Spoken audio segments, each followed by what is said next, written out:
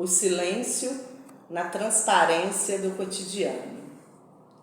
A poesia lírica surge na Grécia Antiga, acompanhada ao som da lira, era recitada ao som da lira.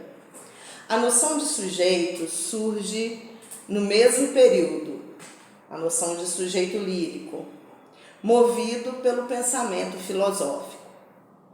A necessidade de expressão poética nas diversas culturas trouxe consigo a predominância do logos, do discurso como elemento principal dessa manifestação. Muitos séculos se passaram em que a palavra teológica ou científica se manteve como centros do saber, e a poesia colocou em pauta a discussão desses saberes.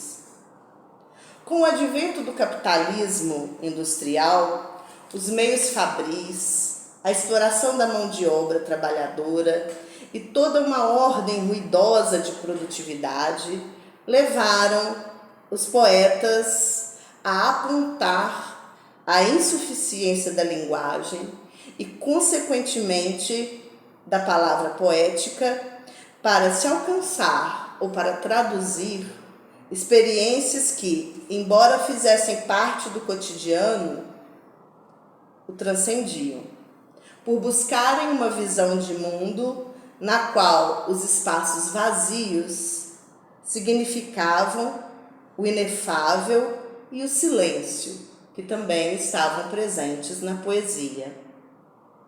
Em fins do século XIX, Mallarmé publicou seu poema-livro, Um Lance de Dados.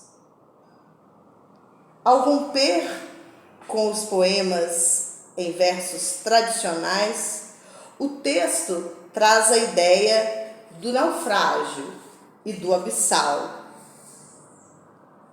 Rompe, então, como eu disse, com a linearidade do texto e, em seu lugar, convida o leitor a explorar seus espaços em branco, seus vazios, o silêncio do poema e a insuficiência da palavra.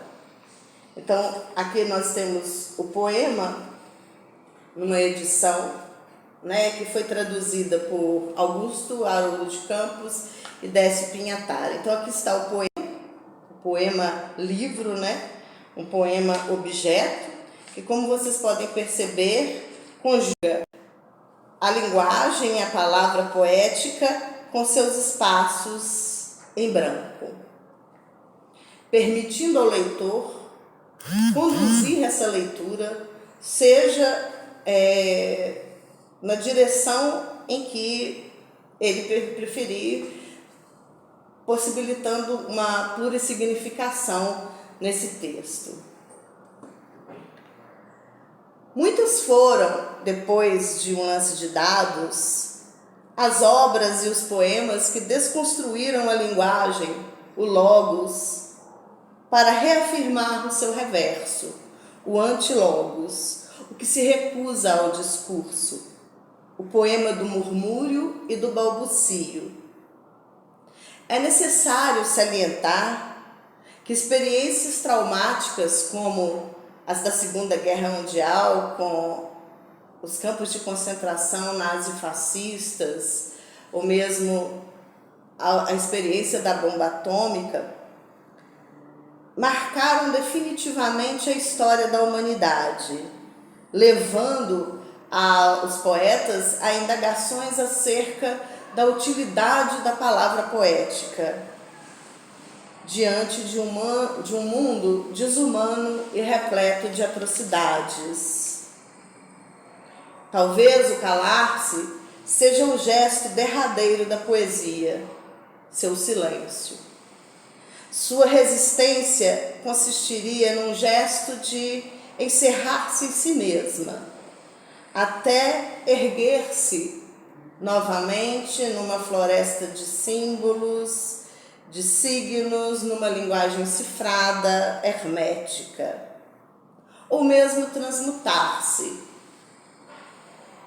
numa flor, a flor de giesta, como aponta Alfredo Bose no seu ensaio Poesia e Resistência.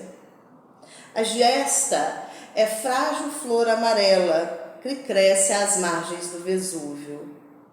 Toda a destruição apresentada por esse fenômeno vulcânico permite à flor crescer em suas margens de forma delicada.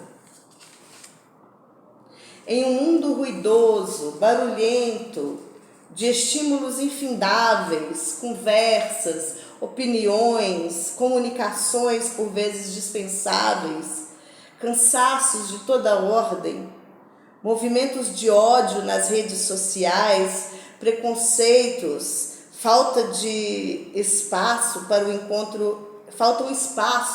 para o encontro essencial com a beleza. A nossa saúde consiste nesse encontro.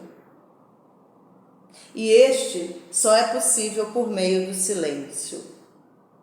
Passo agora a falar dessa transparência do silêncio no cotidiano por meio de dois autores zen budistas, a monja Quen, que é brasileira, e o monge vietnamita Thich Nhat Hanh, falecido ano passado.